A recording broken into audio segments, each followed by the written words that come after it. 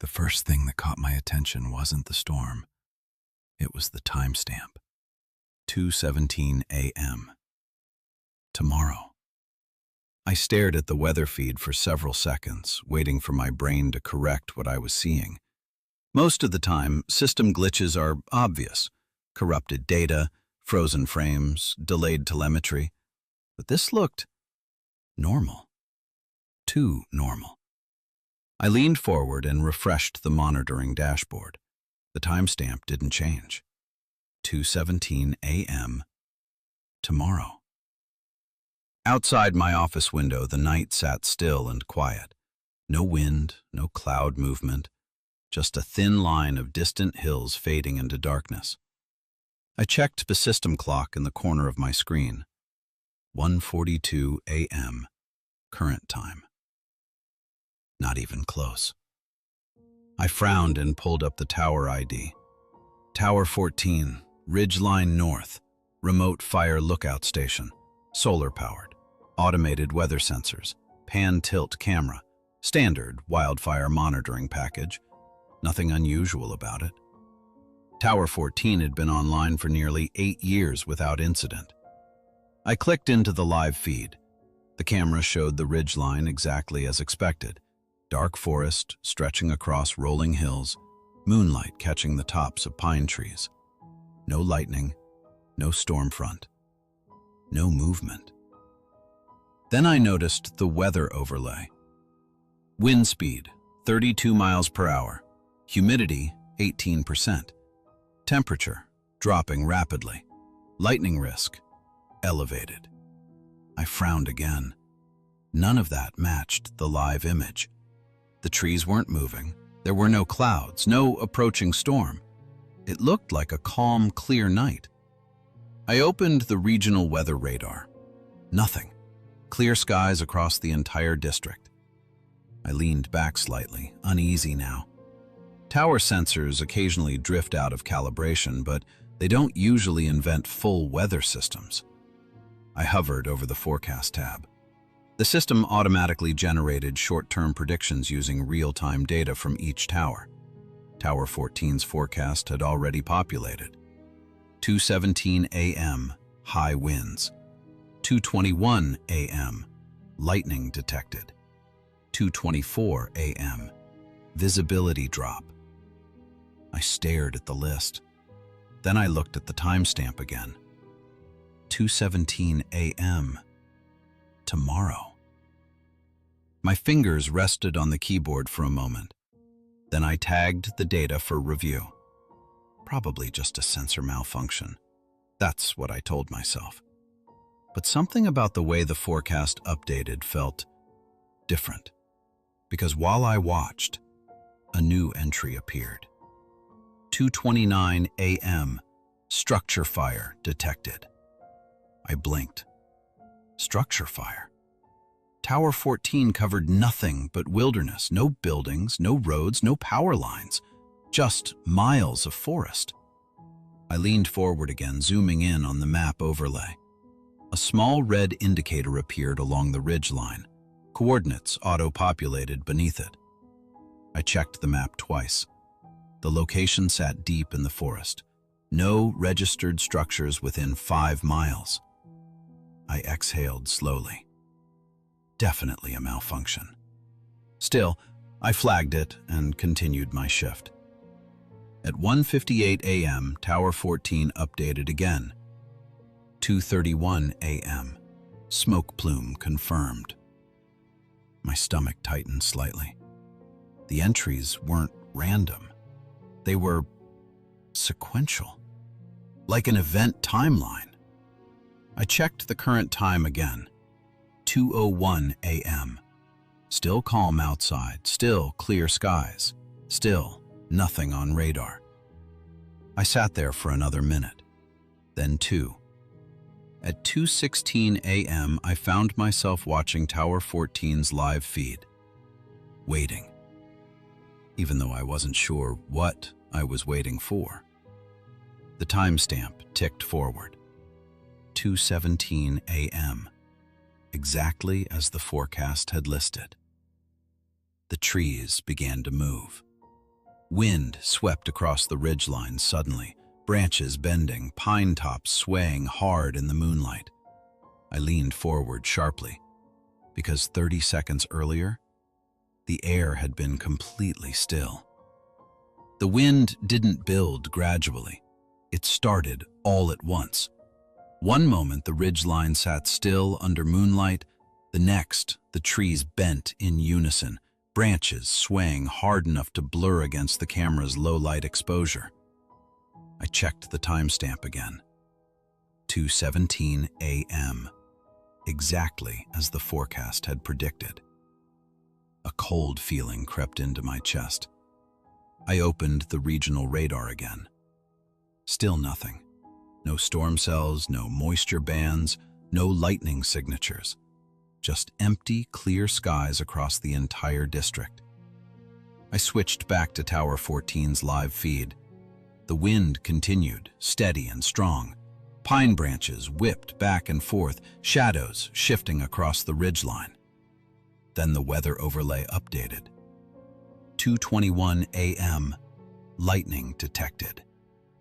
I glanced at the clock. 2:19 a.m., 2 minutes early. I leaned forward, watching the screen. The forest swayed under the wind, the camera adjusted slightly, compensating for movement. Then, a flash, bright and sudden, illuminating the ridgeline in stark white. I sat up. A second later, the thunder rolled faintly through the tower microphone. I froze, because there had been no storm, no clouds, nothing. Just clear sky. I quickly switched to the wide regional camera network. Several towers monitored overlapping zones. Tower 12, Tower 13, Tower 15. Tower 12 showed calm skies. Tower 13 showed calm skies. Tower 15, calm skies. Only Tower 14 had recorded the lightning. I leaned back slowly. Localized lightning wasn't unheard of, but lightning without clouds? That was something else. The system refreshed again. 2:24 a.m., visibility drop. One checked the clock. 2:22 a.m. My eyes stayed fixed on the feed. At first, nothing changed. Then I noticed the horizon. The distant ridgeline softened, almost like fog. The image grain increased as the camera tried to compensate. Within 30 seconds, the entire scene dimmed. Mist rolled across the trees, low and thick, swallowing the ridgeline slowly. I felt my grip tighten on the mouse. 2:24 a.m., exactly on time. The visibility dropped to near zero. The camera switched to low visibility mode automatically, boosting brightness and contrast. The forest dissolved into gray. The wind still moved somewhere inside the fog, but now I could only see the tops of a few nearby trees. Then the system refreshed again. 2:29 a.m. Structure fire detected. I glanced at the clock. 2:26 a.m. 3 minutes early this time. The red indicator appeared again on the map. Same coordinates, same isolated section of forest. I leaned closer. The fog on the live feed thickened further. Then, faintly, a glow. Deep inside the mist, orange, low to the ground. I sat forward. The glow pulsed faintly, like fire seen through smoke. I opened the thermal overlay. A heat signature appeared, small at first, then growing. I swallowed slowly. 2:29 a.m., exactly as predicted. The glow intensified, flickering now. Smoke drifted upward, barely visible through the fog. I checked satellite heat detection. Nothing. No fire alerts, no thermal anomalies, just Tower 14. Only Tower 14. The system updated again. 2:31 a.m. Smoke plume confirmed. I watched as the fog shifted, revealing thicker smoke now rising above the tree line. Then something else appeared. Movement. At first I thought it was just wind pushing the smoke, but the motion looked deliberate. Low shapes moved through the haze, slowly. I leaned forward, squinting at the screen. The camera adjusted focus. For a brief moment, the fog thinned, and I saw them. 3 dark shapes moving near the fire, human-sized, walking slowly through the smoke. I sat very still. There were no roads out there, no trails, no structures, no reason for anyone to be deep in that section of forest at 2:30 in the morning. The system refreshed again. A new entry appeared. 2:36 a.m. Additional movement detected. My stomach tightened, because the current time read 2:32 a.m. The forecast was still ahead, still predicting what I was about to see. I didn't look away from the screen, because now I wasn't watching the present anymore. I was watching tomorrow arrive, and the next event was already counting down. I didn't report it right away. That's something I thought about later, the moment I realized things were no longer just a sensor malfunction. But at the time, I kept watching, because the shapes in the fog hadn't disappeared. They moved slowly near the fire, occasionally vanishing behind thicker bands of smoke, then reappearing again. The system clock read 2:33 a.m. Tower 14's forecast still showed 2:36 a.m. Additional movement detected. 3 minutes. I switched to the camera controls and zoomed slightly. The fog made it difficult to resolve details, but I could see one of the shapes more clearly now. It moved with a steady, deliberate pace. Not running, not searching. Just walking toward the tower.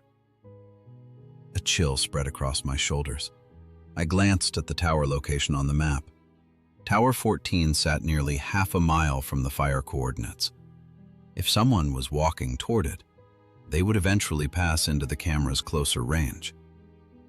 The system refreshed. 2:36 a.m., exactly on time. Another shape emerged from the fog, then another. 5 now, all moving in the same direction, toward the tower. I leaned closer, my hand tightening on the mouse. The figures didn't appear rushed. They moved in a slow, steady line through the trees. Then something else caught my attention. The wind. It had stopped, abruptly.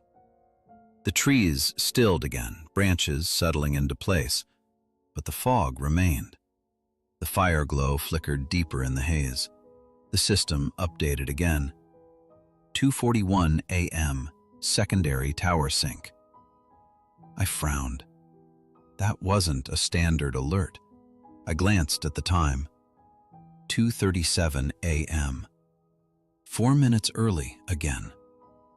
Secondary tower sync? I pulled up the system status. Tower 14's data line pulsed once.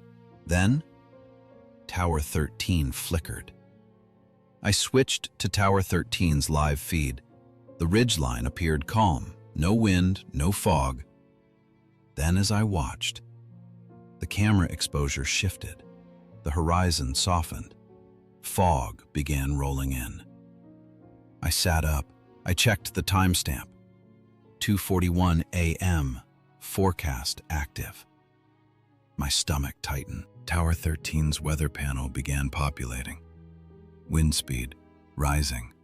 Visibility dropping. Lightning risk elevated.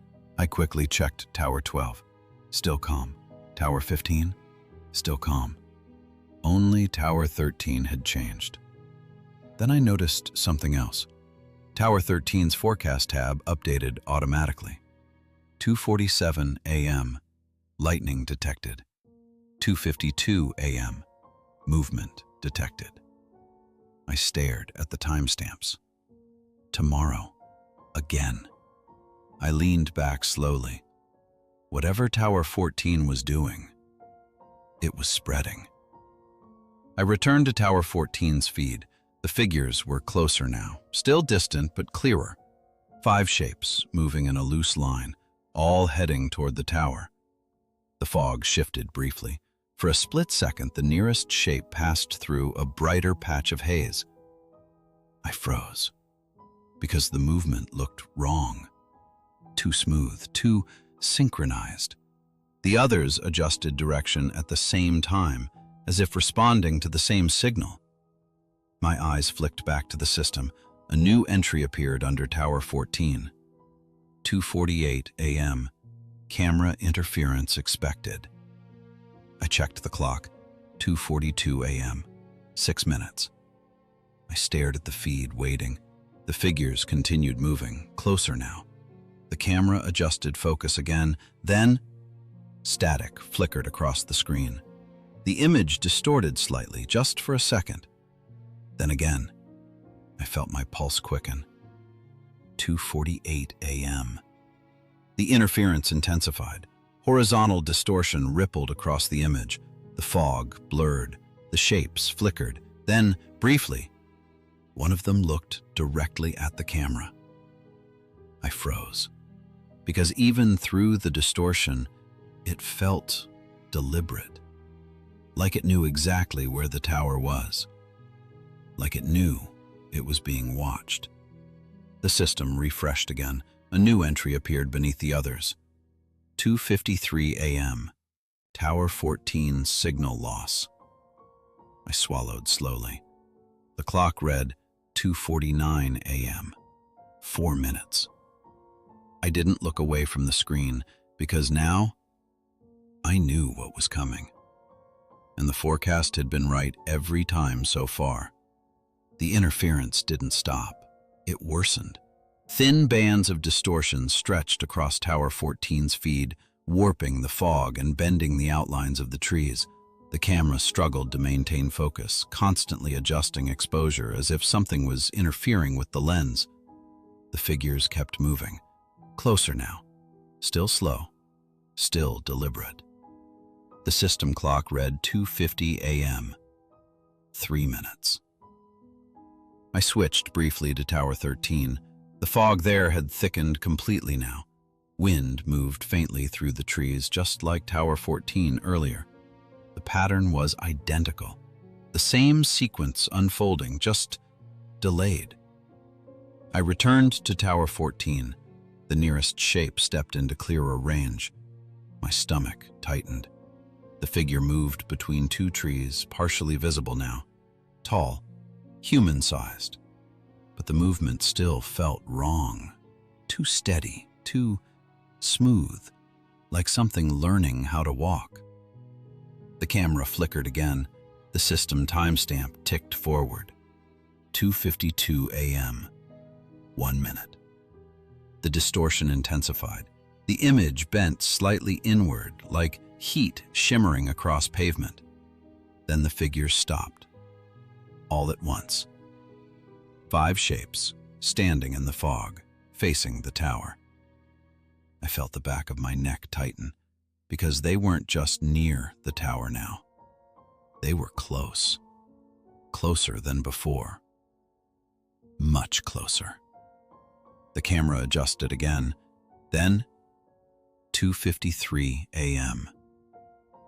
The screen froze. Tower 14. Signal lost. The feed cut to gray. I exhaled slowly, not realizing I'd been holding my breath. The forecast had been right again. Exactly right. I leaned back in my chair, the quiet hum of the monitoring room suddenly feeling louder. Then the system updated again. A new entry appeared beneath Tower 14. 2:58 a.m. Local tower activation. I frowned. Local activation? That didn't make sense. Tower 14 was fully automated. No personnel assigned. No scheduled maintenance. I checked the clock. 2:54 a.m. 4 minutes. I switched to Tower 13. Fog, wind, the same pattern repeating. Its forecast timeline continued filling in. Then I switched back to Tower 14. Still gray.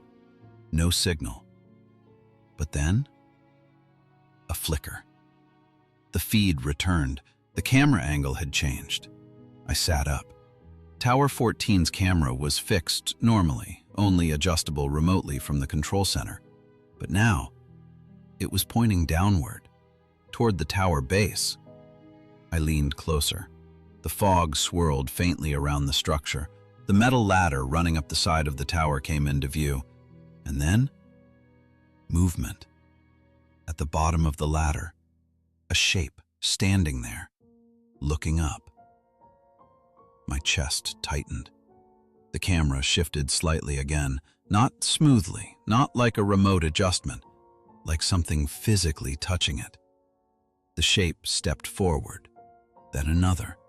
2 now, standing at the base of the tower. The fog thinned briefly. The camera struggled to focus. For a moment, I saw one of them more clearly. Featureless. Dark, like a silhouette without detail. Then the system refreshed again. 3:02 a.m.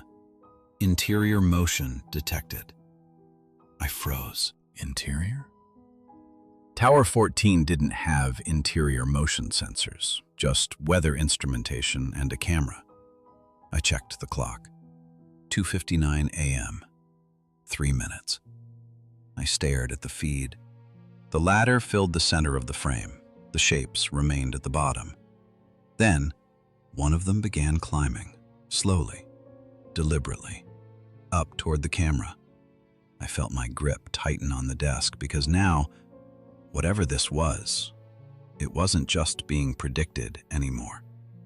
It was coming closer. And the next event was already counting down. The shape climbed slowly, one rung at a time. The fog shifted beneath the tower, revealing brief glimpses of the other figures still standing below, motionless, as if waiting. The clock read 3 a.m., 2 minutes. 3:02 a.m., interior motion detected. I kept my eyes fixed on the screen. The climber reached halfway up the ladder.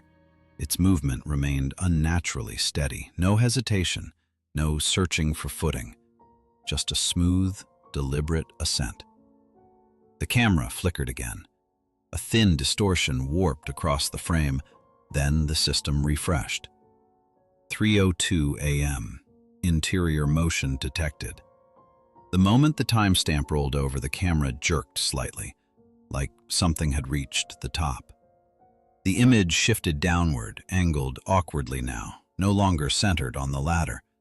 The tower railing filled the foreground, and then a dark shape passed in front of the lens. Close. Too close. The screen blurred as the camera struggled to focus. For a second, the fog behind the tower disappeared entirely, replaced by a dark silhouette blocking most of the frame. I leaned forward, because whatever stood there, it was now at the camera.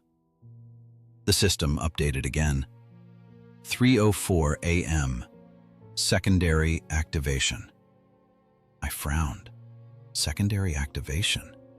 I checked the clock. 3:02 a.m., 2 minutes ahead.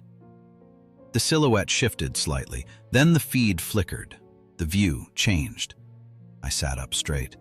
The camera wasn't looking outward anymore. It was facing inward, toward the tower platform. I stared at the screen. That wasn't possible. Tower 14 only had one external camera, no interior view, no platform camera. But now, I was looking at the tower platform, the metal floor, the railing, fog drifting past the open sides. Then I noticed something else. The camera height, lower than before. Like it wasn't mounted anymore. Like it was being held. My pulse quickened. 3:04 a.m. Exactly on time. The camera moved, slowly, panning across the empty platform. Then it turned outward, facing the forest. The fog below stretched across the trees. And then I saw them again, the remaining shapes below the tower. Still waiting, still motionless. Then the system refreshed again. 3:07 a.m. Additional towers sync. I immediately switched to Tower 13. Its feed flickered. The camera angle shifted downward, just like Tower 14. My stomach dropped. Tower 13's camera began moving too. Then Tower 12 flickered. Then Tower 15. One by one, each tower began updating. Each forecast appearing ahead of time. Each camera slowly shifting, like something moving through the network. Through the towers. Closer. The system refreshed again. A new entry appeared beneath Tower 14. 3:12 a.m. Central monitoring contact. I froze. Central monitoring? That was me. I checked the clock. 3:08 a.m. 4 minutes. The Tower 14 camera moved again, slowly, turning upward now, toward the sky. The fog had begun thinning. The wind had died. The trees below stood still again. Then the camera tilted downward, toward the tower base. And then, slowly, toward the direction of the monitoring station. My chest tightened, because Tower 14 wasn't just recording anymore. It was pointing toward me. The system clock ticked forward. 3:12 a.m. The screen flickered. Then a new window opened automatically. Incoming video, Tower 14. I stared at it. The feed loaded. Not the forest, not the tower. A dimly lit room. A desk. Computer monitors. My desk. My office. I stopped breathing. The timestamp at the top of the feed read 3:12 a.m. Tomorrow. In the video, my chair sat empty.